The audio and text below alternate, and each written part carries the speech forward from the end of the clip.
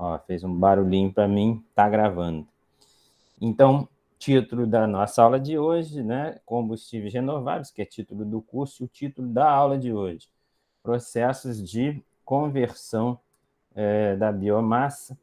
O destaque, comentei antes do início da gravação, e até para quem chegou agora, que planejei esse título, esse material, para 2 aulas. Imagino que eu acerte da mão aí, mas o título dessas 2 aulas, e talvez de uma terceira, né, é processos de conversão da biomassa. E hoje a gente fala, no final dessa aula, das rotas biológicas, né, que seria a fermentação e digestão anaeróbica, e da rota química, que é a chamada transesterificação. De forma conhecida de vocês, a rota biológica, a fermentação, no caso brasileiro, que gera principalmente o etanol, né, o álcool que a gente conhece aí dos postos de gasolina, que você sabe que nos carros flex pode ser misturado a gasolina. E quando você compra gasolina e pede para botar só gasolina no seu carro, saiba que ali tem uma mistura de 27% de álcool. Então você pode botar álcool puro no carro seu, né? Mas na verdade você nunca põe gasolina pura porque o que está chamado no posto de gasolina tem 27% de etanol, ou seja, daí a explicação do porquê o etanol tem uma participação tão grande na matriz energética brasileira. Mas dentro do assunto da aula, dos processos de conversão da biomassa, o etanol seria filho de quê? Da fermentação. De forma simples, a gente quer ver isso em detalhe, a fermentação faz o quê, gente? Transforma açúcares em álcool, né? Falando quimicamente. E a digestão anaeróbica, claro que isso é uma outra rota biológica, ela vai gerar o gás, né, o biogás, que é bastante rico em metano, e por isso é chamado também de biometano. Então, essas seriam as 2 rotas biológicas: a fermentação levando ao etanol, a digestão anaeróbica levando ao biogás ou biometano. E a rota química, especificamente a reação de transesterificação, leva ao biodiesel, né? E a gente tendo tempo, eu não sei se vai ter tempo, eu falo para vocês de que existem alguns óleos diesels, no plural. Talvez eu grave uma aula por fora do nosso horário, classificando, mostrando para vocês a diferença dos vários tipos de diesel. E imagino fazer uma mesma aula mostrando os vários querosênios que podem ser obtidos a partir da biomassa também.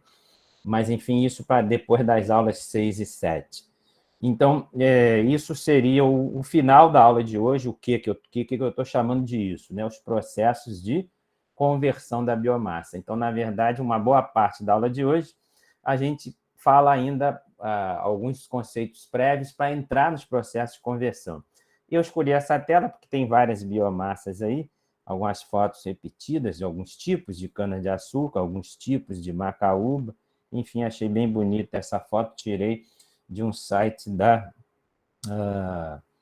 Embrapa, né, em que eu coloco no final dessa aula e vou postar para vocês nesse material de PowerPoint o link da Embrapa, o link de algumas empresas de interesse, e desejo também passar a divulgar para vocês links de algumas empresas dessas áreas que oferecem estágio ou trabalho. Isso eu pretendo fazer de forma crescente até o final do curso e depois até montar um Telegram aí que eu disponibilize para vocês o que eu souber de estágio e emprego nessa área. Essa frase vocês conhecem, perceberam o quanto eu gosto dela, e peço para vocês sempre refletirem sobre ela, né? Que toda energia vem do Sol. Então, na verdade, o que se deseja hoje no mundo não é que é trocar a matriz energética, né, aqui do petróleo, né, vocês sabem isso, para a biomassa, né, e eu deixo nessa tela a pergunta de em quantos anos essa troca existirá, mas pensando naquela frase que toda energia vem do Sol, você já entendeu, eu estou recordando esse conceito, de que o petróleo, na verdade, é a ex-biomassa, é a biomassa que foi gerada há milhões de anos e se acumulou lá no subsolo, o petróleo, o carvão, o gás natural, você já sabe isso, Então, os combustíveis fósseis, claro, são energias guardadas há milhões de anos no subsolo que vieram também do Sol, mais especificamente da fotossíntese, já falamos disso.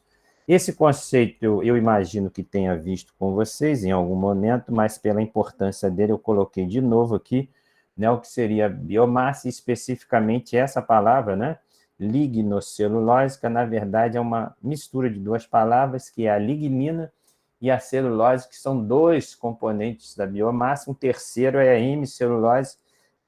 Falamos disso por alto, falaremos em detalhe agora, nas próximas telas aí.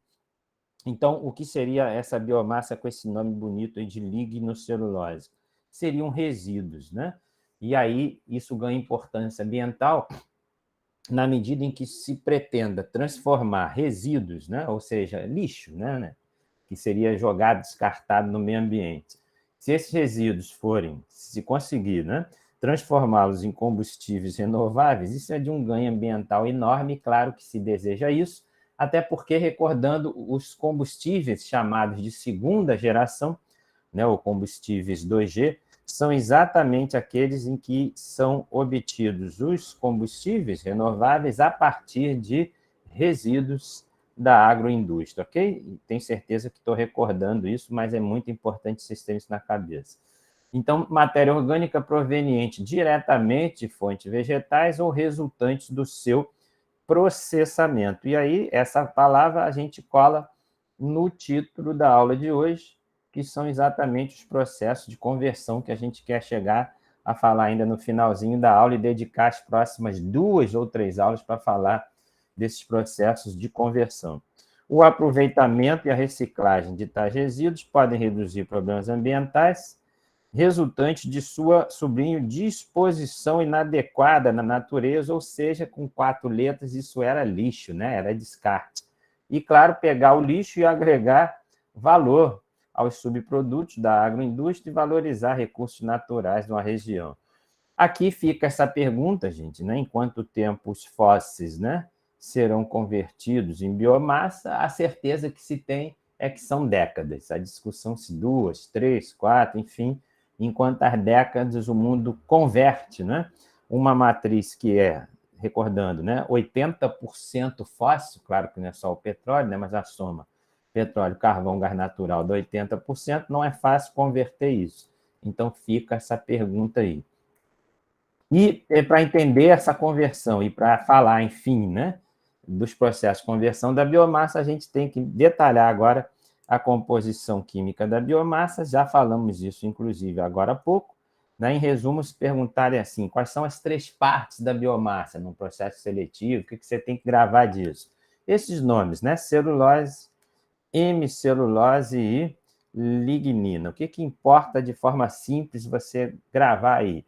Que esses 3 componentes bioquímicos da biomassa estão presentes na célula da planta, tá certo? Mais especificamente na parede celular, e isso tem o objetivo de dar resistência mecânica, enfim, aquela fortaleza que você vê no caule de uma árvore de médio porte ou de grande porte, né? Aquelas famosas no popular tora de madeiras, né? Que são comercializadas na Amazônia para o mundo inteiro.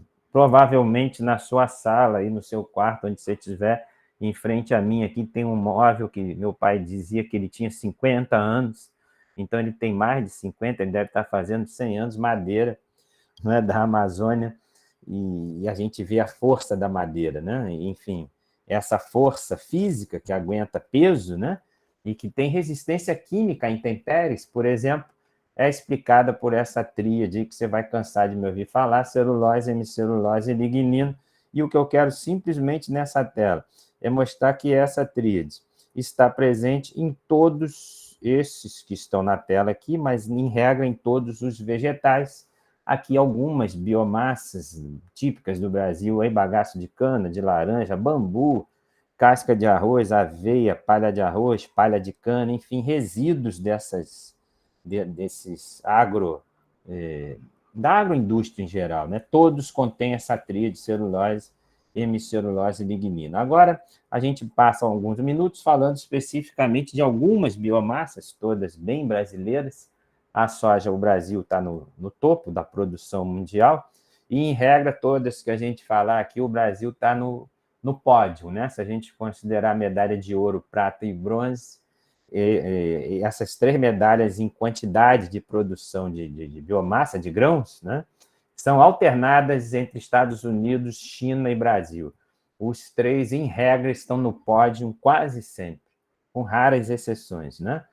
Então, a soja, o que eu destaquei da soja aí?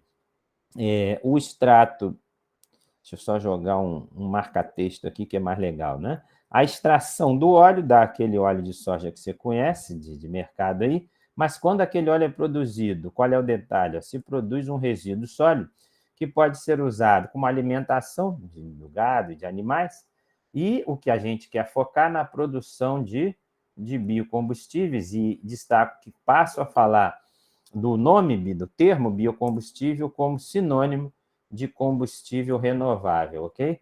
Então, o destaque aí de que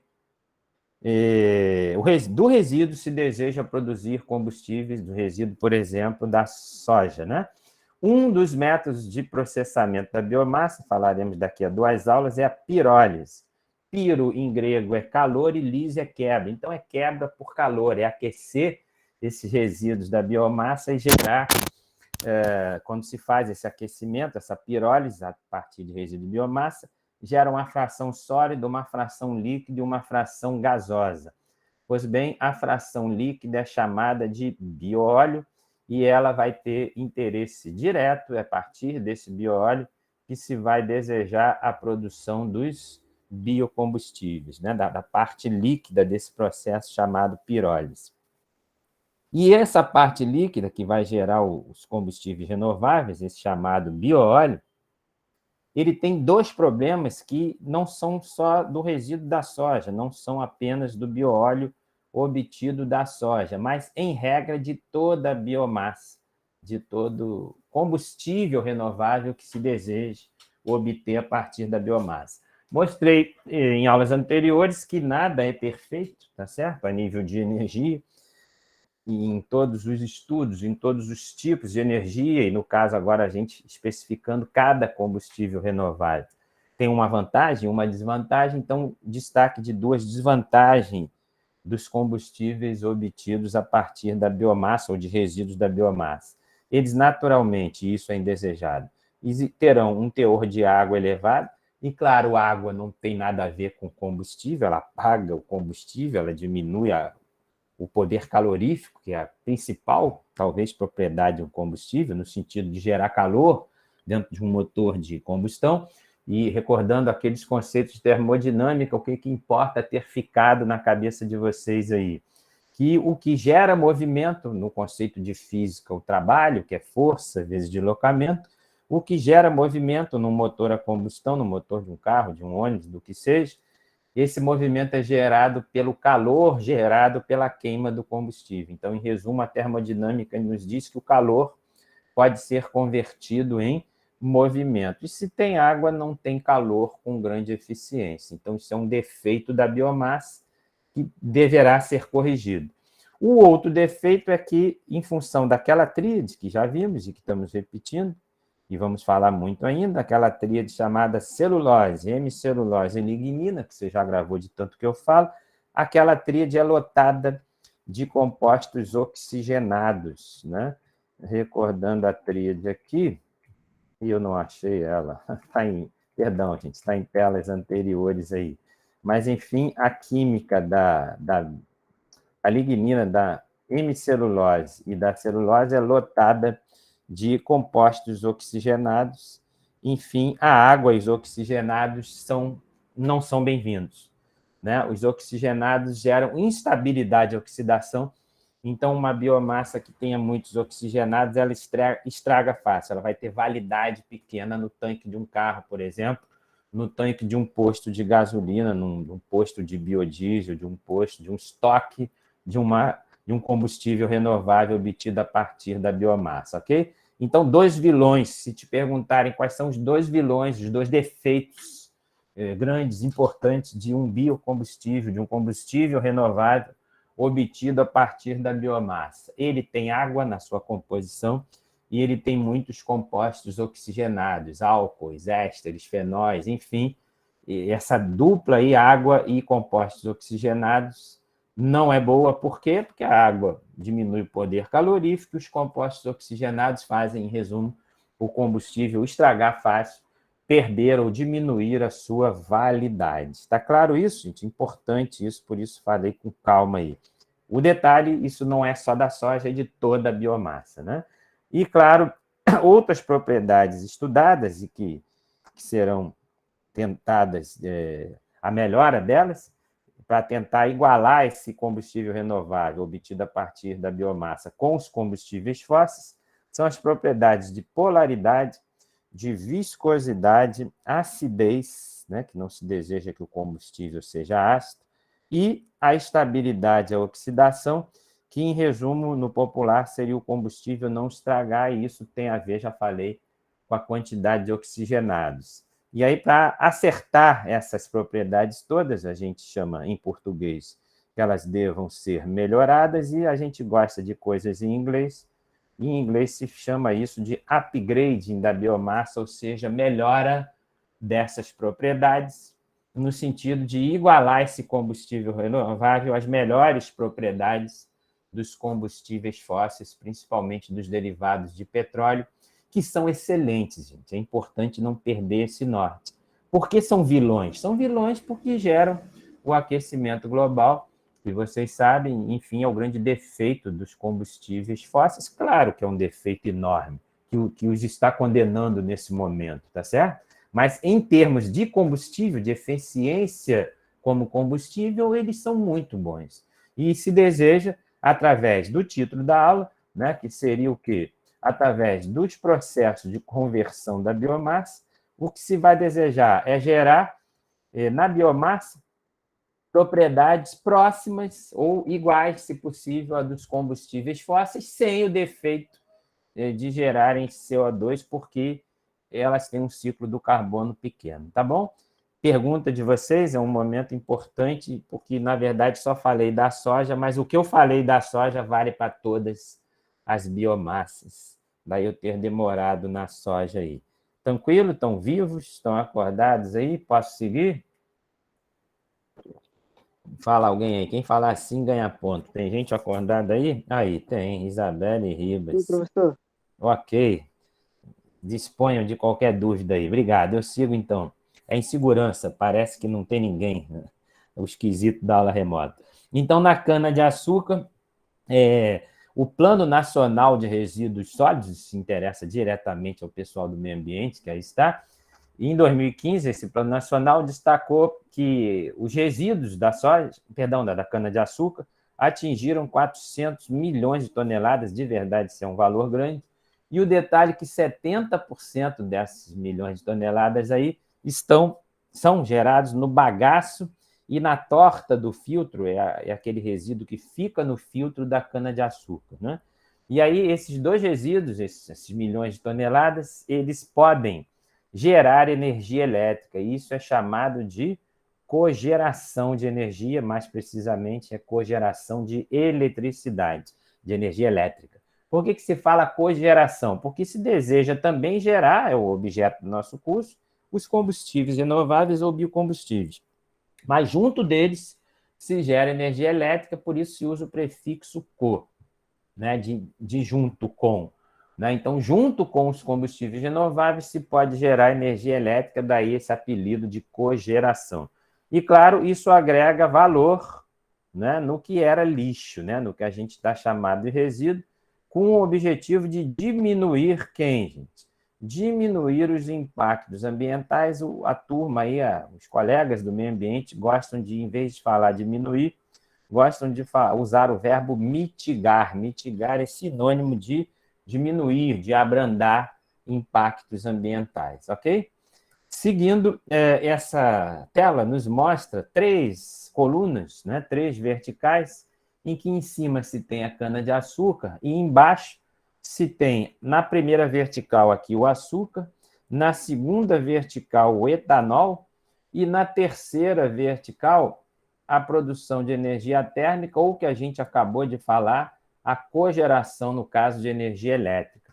Resumindo, o que mostra esse processo, esses 3 processos na vertical da cana-de-açúcar? Mostra que podemos, a partir da cana, gerar açúcar, que é o próprio nome dela, gerar etanol, vocês sabem disso, e estamos destacando agora que, além do etanol e do açúcar, se pode gerar também energia elétrica. Enfim, vejam o enorme valor da cana-de-açúcar, né? Ela tem essa trifunção, essa possibilidade de gerar lucros para o agronegócio, produzindo açúcar, etanol ou energia elétrica na própria usina, na própria destilada, no próprio processo lá de destilação, de purificação, de fermentação do açúcar e do álcool, ok?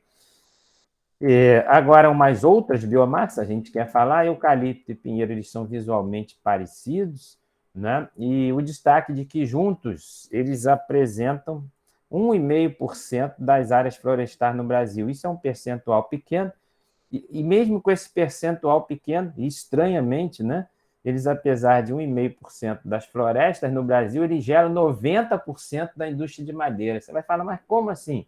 Isso é porque, quando se pensa em exportar madeira, né, essa madeira de exportação, existem legislações, e o Brasil é exportador, sim, de madeira, né, que é o que se chama de reserva legal, ou área de preservação permanente, APP. Esses conceitos estão no CFB, que é o Código Florestal Brasileiro. Enfim, esses conceitos visam o quê, gente? Conservar a vegetação nativa. No popular, evitar o desmatamento ilegal. Então, por isso que essa porcentagem é pequena, mas é a partir dessa porcentagem que se tem madeira respeitando as condições legais de extração, é que o Brasil consegue, a partir dessa madeira legalmente extraída, que ela represente 90% da nossa produção industrial, visando principalmente o mercado externo, né? O pinheiro tem baixo custo de insumo e ele tem uma demanda doméstica consolidada. O que é isso, gente? Mercado interno, né? E esse conceito aqui é muito interessante, esse nome recalcitrância da biomassa. Quando eu vi isso, eu achei tão esquisito esse nome. Recalcitrância significa, no popular, teimosia. Você vai falar, mas teimosia de quê? Em reagir quimicamente e a sofrer processos físicos ou químicos. É o que faz a biomassa, a madeira, no popular, ter uma robustez estrutural, ser tão dura, tão rígida, e também se chama isso de estabilidade hidrolítica, ou seja, ela resiste à água, claro, né? Você põe um caule lá séculos e a água não altera a química dele, em função daquela tríade que você já sabe, celulose, hemicelulose e lignina. Aqui, falando um pouquinho do milho, né? Ele tem esse nome científico, Zea mays, eu esqueci de falar. O eucalipto tem um nome parecido, o pinheiro é chamado pinus, e o açúcar tem esse nome que lembra o próprio açúcar, né? Esse é um nome latino, que é saccharum. Eu botei os nomes científicos. O Zea mays é o milho. O milho brasileiro teve a produção dobrada entre 2010 e 2020, isso principalmente devido à presença de biotecnologia, de melhoramentos genéticos. Um destaque aqui de que o milho tem 2/3 sustentando a produção animal brasileira, né? E que o resíduo dessa indústria do milho, lembra, quando você consegue obter combustível renovável a partir de resíduo, a gente chama de combustível de segunda geração. Então, a partir do milho, se pode obter etanol de primeira geração, e com o resíduo do milho, o etanol 2G, que seria o etanol de segunda geração. E nessa tela, aqui, uma sequência da esquerda para a direita do que precisa se fazer para, partindo, né, da biomassa lignocelulose, com o milho em si, o resíduo do milho, se chegar, eu estou olhando para vocês, não dá para ler bem na tela, no etanol.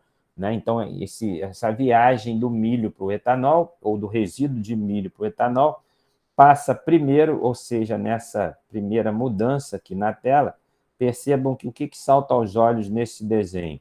Esse desenho aqui, ó, essas linhas estão muito próximas. Quem são as linhas? A tríade, lignina, celulose e hemicelulose. E você percebe que daqui para cá, esse desenho, ele aqui está mais afastado. né? E esse afastamento dessas três componentes da célula vegetal é feito acidificando-se, né? Adicionando aí uma solução de ácido sulfúrico. Com esses três componentes, lignina, celulose e hemicelulose, já afastados, já um pouco distantes um do outro, né, espalhados, se consegue adicionar enzimas, e essas enzimas serão, então, as responsáveis pela fermentação. E o que faz a fermentação de forma simples? Que de forma complicada, isso é muito complicado. Então, de forma simples, o que a fermentação faz é o que importa vocês saberem. Ela transforma glicose em etanol. Claro que você já ouviu falar disso, eu estou só fechando uma explicação simples aí. Então, em resumo, da biomassa, né, daquela tríade, ela tem que ser aberta, e aí se faz isso adicionando ácido. Quando se separa aqueles três componentes, se pode, então, adicionar a enzima que faz essa mágica química aí de transformar, por fermentação, o açúcar em etanol, e, claro, o açúcar, naquele açúcar que a gente adoça as coisas na nossa cozinha aí, tá bom? Isso seria o processo, então, de conversão dos resíduos de milho em biocombustíveis e coprodutos, que são produtos agrícolas também. Aqui uma biomassa muito brasileira, quando eu falo muito brasileira, ela está nas praias do Brasil inteiro, eu acho que seria impossível, a não ser que você vá numa praia deserta, né? Se você for numa praia que tenha vendedor ambulante, tem alguém vendendo açaí, né? Eu não sei se vocês gostam, eu aprendi a gostar do açaí, de tanta oferta que tem de açaí nas praias, mas ele tem essa curiosidade aqui em cima, de que essa bolinha aí parece uma uva, né? Menorzinha que uma uva preta. Enfim, esse açaí, ele tem 85% do peso dele, gente, está no caroço. Olha que coisa esquisita. Então, todo aquele açaí que você vê aí, essa produção enorme de açaí no Brasil inteiro, aquilo é 15% do que se tem em massa do açaí, porque 85% é resíduo. E esse resíduo, pela natureza do açaí, ele é uma fruta regional, né, da região amazônica, esses resíduos ficam todos na região amazônica, então, claro, faz todo sentido se pensar em transformar esses resíduos do açaí em combustíveis renováveis, né? E o caroço do açaí, que é o resíduo, ele permite um alto potencial de produção de manose, que é um tipo de açúcar, que por hidrólise ácida, o que é hidrólise ácida? É aquela tela em que eu mostrei, né, qual é o papel da hidrólise ácida. É exatamente o ácido adicionado para separar aqueles componentes da biomassa, lembra? Aquilo que mostramos para o milho, vale para qualquer biomassa, vale para o açaí também. E aí, com a hidrólise ácida, você consegue fermentar, usar o farelo para ração de animais, e também um destaque aqui de que, especificamente, de novo, o caroço do açaí, esses resíduos, ele tem baixo teor de cinzas. Isso favorece a geração de energia elétrica, o que chamamos de cogeração, você já ouviu falar.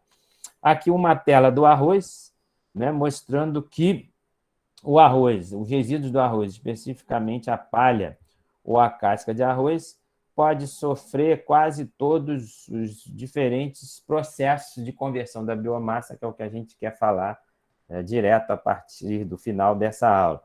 Então, por exemplo, se pode fazer pirólise, se pode fazer combustão, se pode gerar biogás, se pode gaseificar, né, que seria queimar para gerar gases.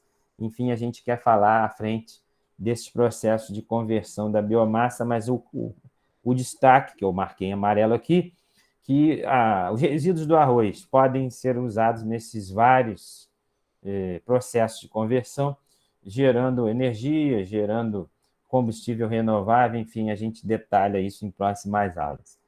Aqui, além dessas biomassas, uma fala pequena, mostrando que também resíduos animais, mais especificamente esterco animal, no popular as fezes dos animais, elas podem, através de um processo biológico chamado de degradação anaeróbica, ou seja, em ausência de oxigênio, levar, num chamado biodigestor anaeróbico, a produção de gás natural, mais especificamente de metano, também chamado de biometano. E aí tem essa sequência bioquímica aí que, no final, gera metano, e isso é chamado biogás ou biometano, podendo esse biogás ser substituto do GLP, que é gás liquefeito de petróleo, que é o gás obtido da destilação do petróleo. Ou seja, o biometano, um biocombustível substituto, né, um combustível renovável ou biocombustível, substituto do GLP fóssil, né, com propriedades muito semelhantes. Tá bom? Quando eu falo tá bom, pergunto se você quer falar. Se você não quiser falar, e se vocês estiverem acordados, isso é um processo caro? Obrigado, Nayana. Então, não é caro, não. Né? Você pergunta desse aqui especificamente, né? Da produção de biometano.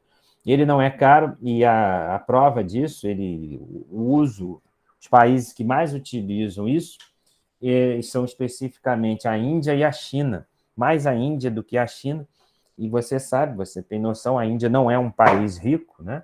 E exatamente nas áreas pobres da Índia, que talvez seja a maioria do interior da Índia, pelo menos, se faz geração de biogás. Então, a Índia tem várias tecnologias, vários chamados biodigestores, né?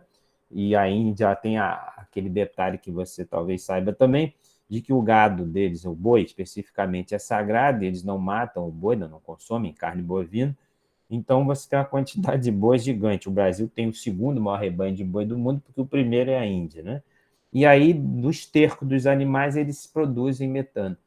Então, existem biodigestores bem rudimentares, bem simples, né, de serem feitos, e respondendo a sua pergunta, não é um processo caro.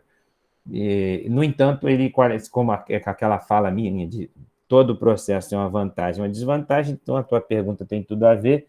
A resposta é que ele não é caro, isso é uma vantagem enorme. No entanto, ele necessariamente é localizado, né? Não faz sentido se ter uma grande central de produção de biometano. Então, ele tem essa questão, esse detalhe, seria um detalhe de precisar e dever, né, ser um processo local, típico de fazendas, de áreas rurais.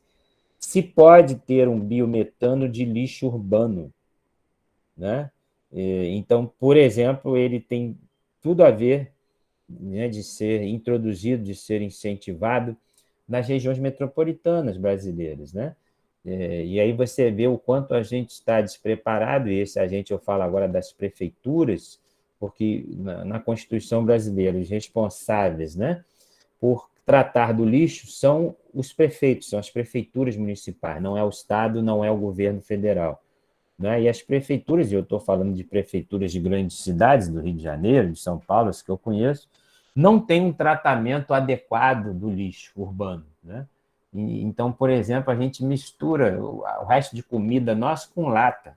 Eu tento, pelo menos, separar a lata, né? Porque ali tem metais ali, tem um processo siderúrgico, enfim, é muito importante separar o lixo. E não é só porque é bonitinho ambientalmente, é porque gera dinheiro. Quando se perceber, né, quando se ensinar e as pessoas aprenderem que no lixo tem dinheiro, o cara vê que de verdade, né, ele está rasgando nota de R$ 100, e todo mundo vai valorizar o lixo e se preocupar em separá-lo. Você só vê algumas iniciativas, e eu, enquanto professor da Fundação Osório, lá no ano 2000, junto com o Paulo Sérgio, fizemos um trabalho aí na Fundação, não sei se existe ainda, de fazer a coleta seletiva do lixo. Então, a Fundação comprou, não lembro as cores agora, né? Latas de lixo com cor diferentes, vermelha, amarela, azul, não lembro mesmo. Tinha um esforço para lembrar. Mas, enfim, a coleta seletiva simples do lixo, principalmente na cantina da Fundação Osório, a gente separava o lixo orgânico, as latinhas, o plástico, e não lembro qual era o quarto que a gente separava, o papel, né? E depois a gente tentou acertar, porque as quantidades não eram iguais. Enfim, fizemos isso como um projeto de educação ambiental, foi interessante nesse sentido. Mas qual é o problema? A prefeitura mistura isso tudo de novo, entendeu? Então, eu conheço condomínios no Rio de Janeiro, em algumas cidades que frequento, que fazem a coleta seletiva, mas tem que buscar um comprador para a lata, e o que eu vejo, que eu sei pelo menos, não sei se é desconhecimento meu, alguns ambulantes fazem isso por conta própria. Então, eu, onde moro, separo latas e dou uma vez por semana para os ambulantes que passam e pegam as latas, e isso é um ganha-pão para eles, né? São pessoas sem nenhuma escolaridade que fazem um serviço ambiental excelente, né? Mas o detalhe, gente, importante, aproveitando a pergunta da Nayana, é que no lixo existe uma riqueza gigante. Eu estou falando de dinheiro especificamente. Claro que o ambientalismo é importante, né? Mas nem todos valorizam o meio ambiente. Claro que eu valorizo. Mas, pelo menos, se percebessem que estamos queimando notas de R$ 100, alguém ia começar a achar que isso importa, né? Falando nisso, uma vez eu ouvi que o aterro sanitário não é algo bom. Bom seria que não houvesse aterro, que o processo de reciclagem fosse efetivo. Perfeito, Nayana. Você tem a fala do meio ambiente aí, exatamente isso, né? O senhor concorda com essa afirmação? É algo muito radical? Não. Na verdade, pense assim, né? E está correto o que você falou, só organizando aí, acrescentando na sua fala correta, o aterro sanitário é melhor do que um lixão, né? Então, o horrível seria o lixão em que não tem nenhuma seleção, né? O aterro sanitário seria um meio termo. Mas o ideal é que não tenha nem o aterro sanitário, nem o lixão. Claro que é um paraíso ambiental isso, mas não é impossível de se fazer. É uma questão de educação ambiental. E aí você, Nayana, veja a importância do curso que você faz lá na Fundação Osório, e a importância de você e dos colegas aí, futuros técnicos em meio ambiente. Estudar isso, mostrar isso, enfim, convencer prefeituras, associação de bairros, de que tem dinheiro no lixo, né? De verdade, não é conversa fiada isso. Claro que tem um ambientalismo, uma saúde de todos por trás disso também, né? Então, se saúde e dinheiro são duas coisas importantes, o lixo é muito importante. É isso, em resumo. Mas em relação à sua pergunta, na ordem, o ideal é uma coleta seletiva com grande eficiência, e se isso ocorrer, não seriam necessários aterros sanitários. Como é difícil uma coleta seletiva com reprocessamento dos diversos tipos de lixo, poucos países que eu saiba fazem isso com perfeição. Então, eu te diria assim, né, Nayana, e não tenho certeza porque não conheço plenamente isso, mas eu diria para você, chutando, sem muita certeza, que talvez 10 ou 20 países no mundo façam uma coleta seletiva com grande eficiência. Arrisco dizer que não mais que isso. Os que não fazem isso com muita eficiência têm um aterro sanitário para evitar o lixão. O pior dos mundos é não ter nem a coleta seletiva, nem o aterro sanitário, que é o lixão, ou simplesmente misturar tudo mesmo, né? É isso, espero ter respondido a você aí, Nayane. Se me permite, se não quer comentar nada, tranquilo, Nayana? Nada, de nada. Mas, enfim, tem muito estudo em cima disso tudo aí, né? É um assunto muito interessante e grave essas duas coisas, né? O lixo, tratar o lixo significa saúde pública e dinheiro. Quando perceberem isso, isso vira valor, né? Composição química da biomassa, a gente falou disso aqui, né? Falou da hemicelulose, lignina e celulose. Aqui é uma outra tela que eu achei bonita aí, e eu começo aqui nessas telas, em sequência, mostrar uma diferença da lignina para a hemicelulose e para a celulose, e isso depois eu relembro em aulas de processo de conversão, porque a lignina dessa tríade é a parte da biomassa, da célula vegetal, que contém, que possui compostos aromáticos. E esses compostos aromáticos, claro, são também oxigenados, ok? São aromáticos oxigenados, e isso tem importância no uso futuro da lignina. Aqui uma outra tela mostrando a mesma coisa, eu vou enviar isso para vocês.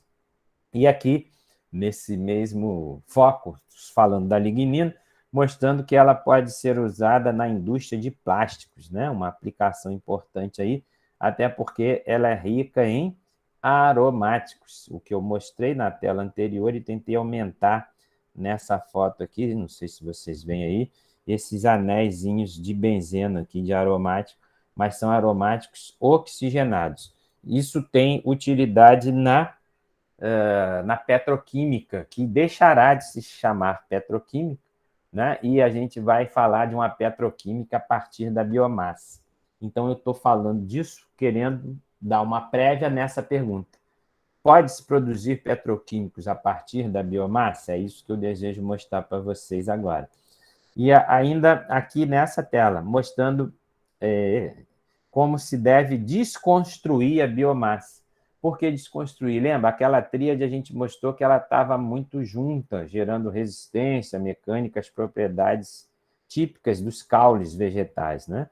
Então, existe uma desconstrução química que, em resumo, separa os monossacarídeos, os açúcares mais simples, que estão principalmente na celulose e na hemicelulose, e separa os aromáticos, que acabamos de ver, estão na lignina.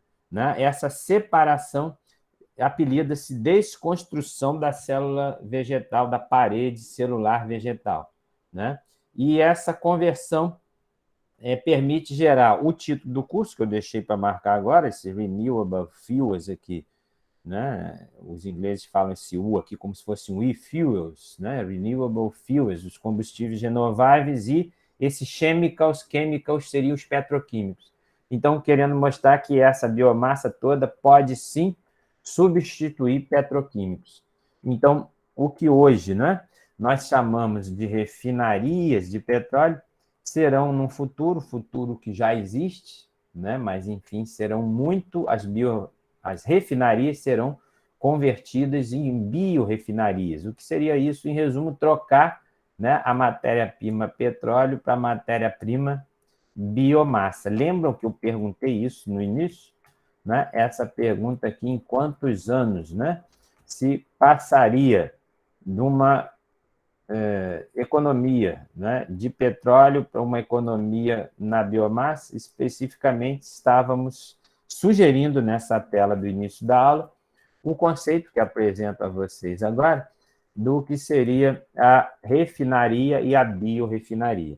Então, por exemplo, em Caxias, a Reduc, a refinaria Duque de Caxias, ela já usa biomassa para produzir parte do diesel.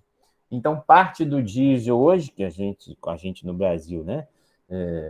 O diesel que sustenta os caminhões, os ônibus, essa frota grande, toda nossa aí, esse diesel que está nos postos de gasolina brasileiros, postos de combustíveis, ele já é uma mistura de um diesel que tem origem na biomassa e de um diesel que tem origem no petróleo.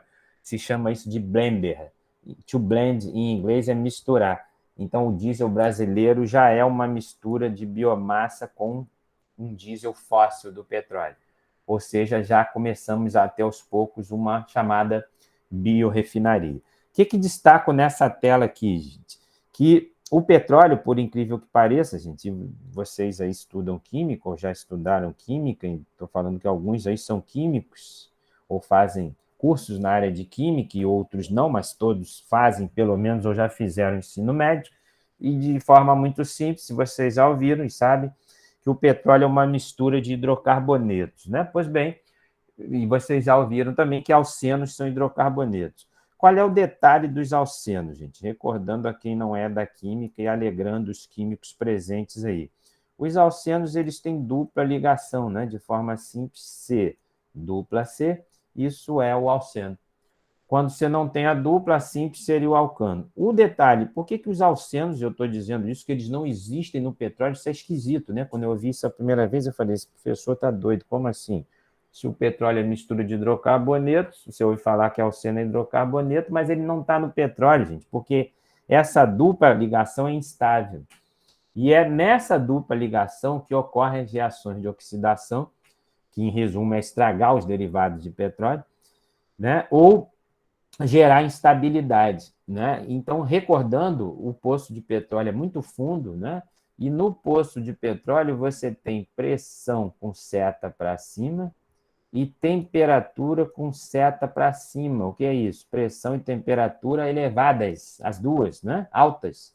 E isso faz o que? A quebra dessa dupla ligação, tornando o que era dupla em ligação simples. Por isso, qualquer alceno, eu brinco assim, que tenha pensado em existir no petróleo, ele deixou de ser alceno e virou alcano.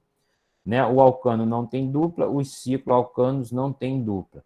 Os aromáticos, o anel aromático, ele tem duplas, sim, quem é da química se recorda, mas as duplas, especificamente nos anéis aromáticos, elas são estáveis e resistiram nos tempos, nos milhões de anos aí, geológicos, a pressões e temperaturas altas.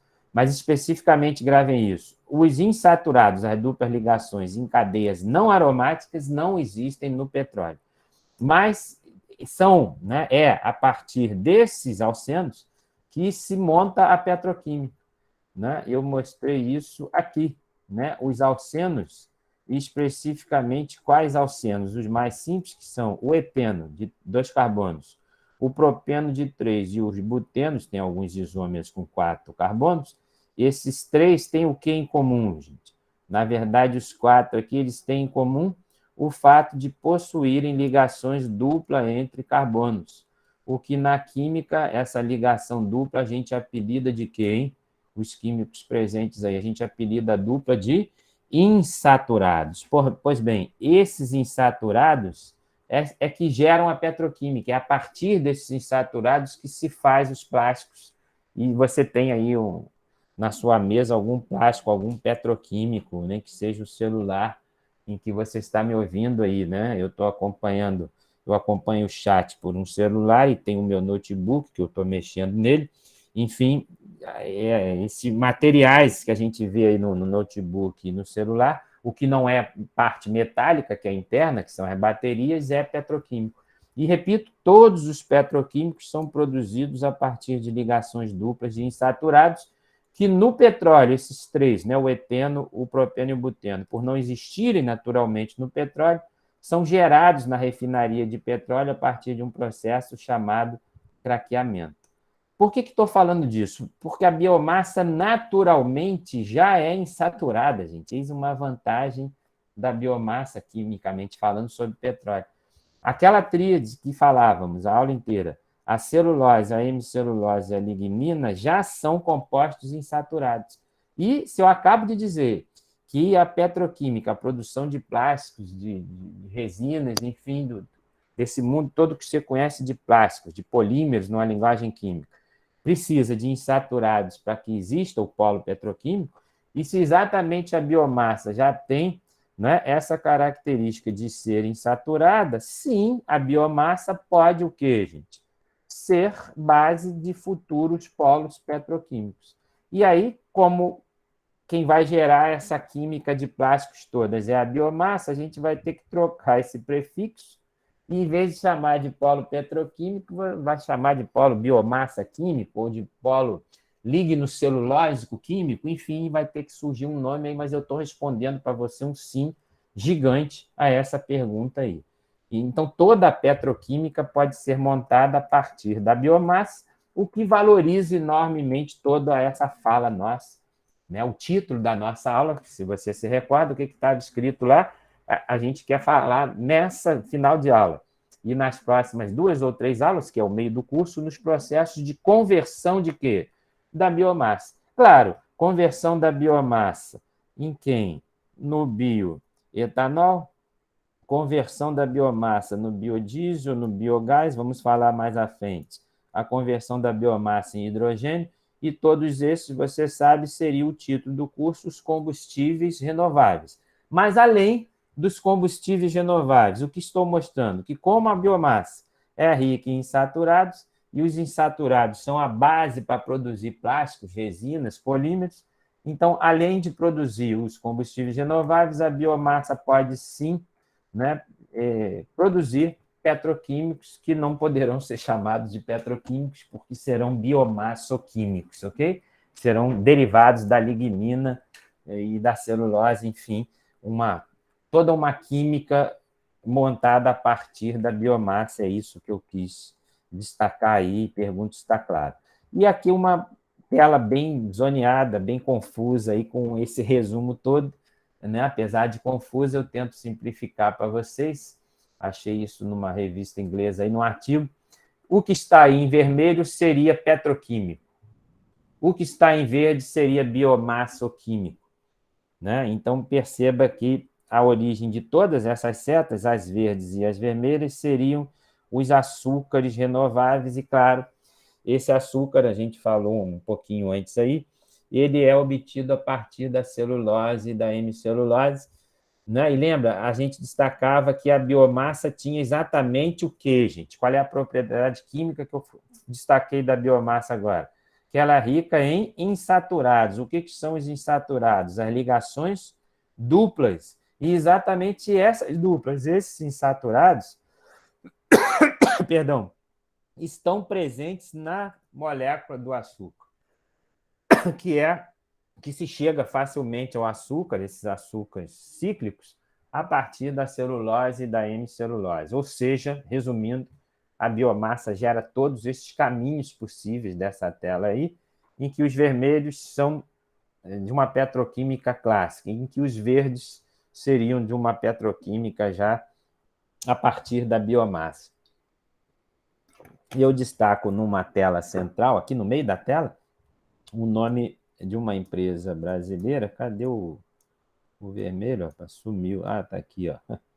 Esse nome aqui, Braskem, é uma empresa que está aí no Polo Petroquímico em Duque de Caxias, e ela tem patente que transforma o etanol vindo da cana-de-açúcar por fermentação, né? O Brasil, grande produtor de etanol, e essa empresa, que é petroquímica brasileira, do Rio de Janeiro, transforma o etanol em etileno, que é o etino, em eteno e etino, que são exatamente o que? Os insaturados. Então, resumindo, se pode do álcool chegar no eteno.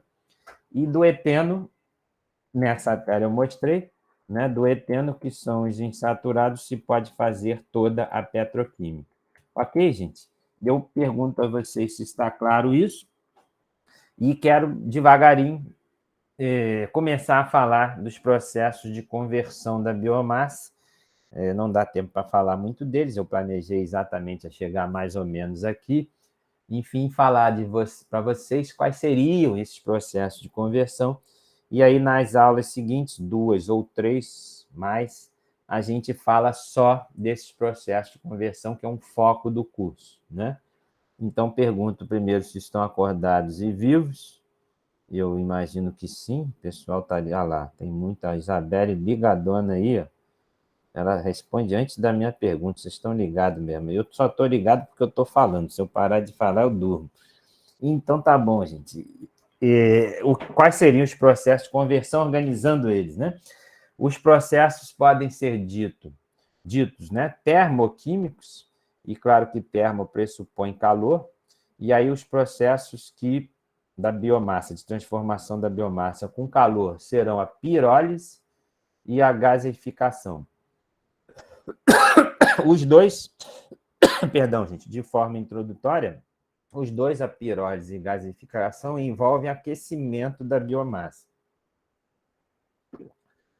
A gaseificação seria um aquecimento mais intenso, perdão, e levaria quase toda a biomassa para o estado gasoso. O nome diz isso, né? Gaseificação. A pirólise gera produtos gasosos também, mas gera maior quantidade de produtos líquidos, tá? Por que é preferível a geração de produtos líquidos? Porque o estado líquido é excelente a nível de logística, né? A nível de comércio de derivados, de combustíveis.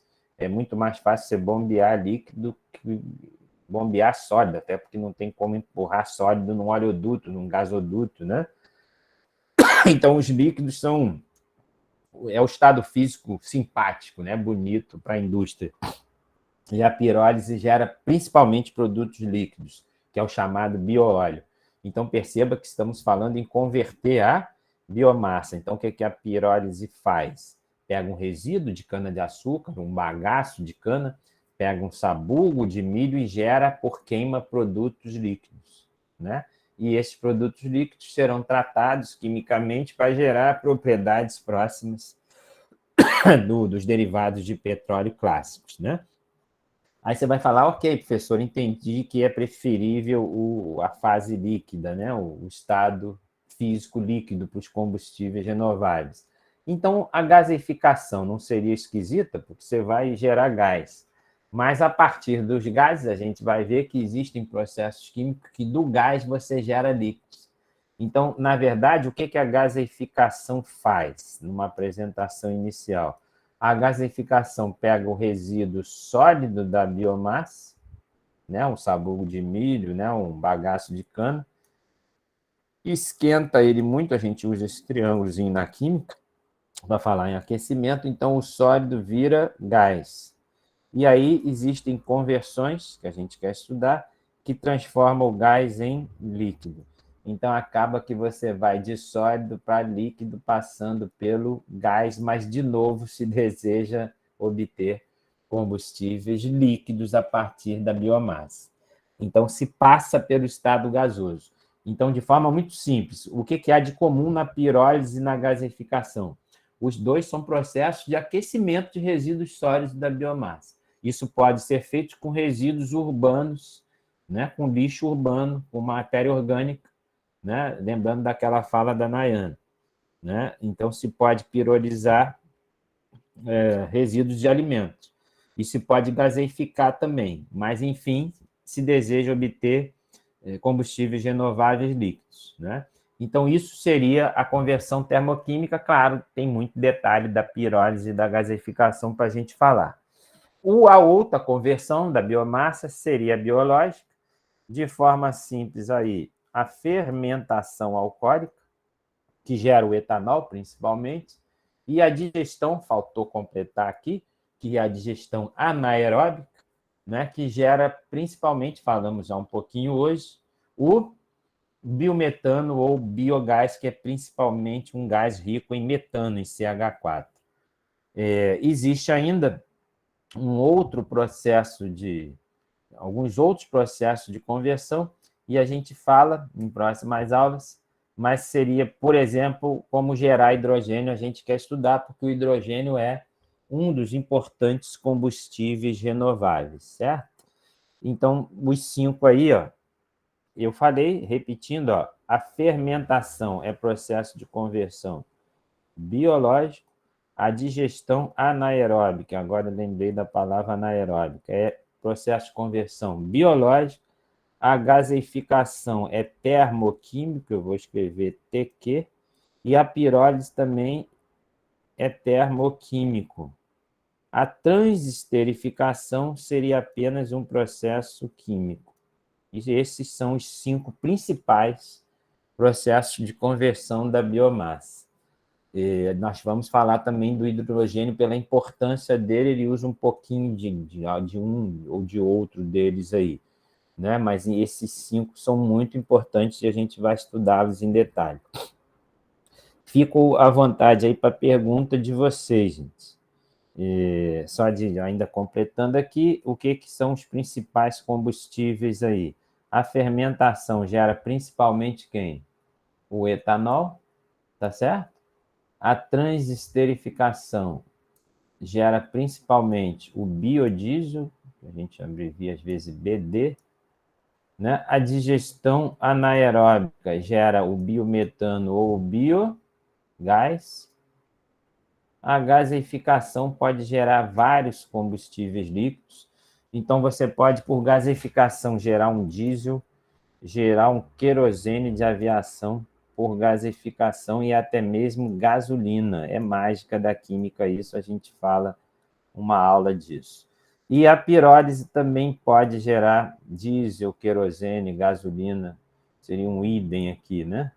Então, existe, a princípio, uma semelhança na gaseificação e na pirólise, até porque os dois são processos chamados termoquímicos. Falei um pouquinho a diferença deles. A gaseificação gera muito gás e depois converte para líquido, e a pirólise, a princípio, gera também gás, mas gera já de cara muito mais líquido. O que mais, gente? Esse que mais é pergunta de vocês, porque aqui, ó, eu planejei de começarmos a aula 5, né, em que vamos detalhar esses 3 processos na aula 5, falaremos, então, eu estou falando aqui do próximo capítulo, né? Não tem aquele finzinho de novela, fala assim, não perca os próximos capítulos, né? Então, no próximo capítulo, a gente fala em detalhe da fermentação, ou seja, a fabricação do etanol, um caso de sucesso brasileiro aí, a transesterificação, que está presente no nosso dia a dia de combustíveis renováveis, o biodiesel, né? E o biogás, que foi pergunta da Nayana, ele pode sim ser muito ainda aumentado na matriz energética brasileira, tem aquela característica que eu falei de ser uma produção principalmente nos meios rurais, mas pode o biogás ser usado em meios, nos grandes centros urbanos também, né? Então, isso é objeto da nossa próxima aula, não percam. Eu paro aqui, né? Aqui já seria a primeira tela aí só de fermentação. Então, eu paro aqui e não vou embora, né? Fico aí à disposição de conversar com quem desejar, mas deixa eu só interromper a gravação, porque ela não fica tão enorme o quanto já é. Então, parando a gravação,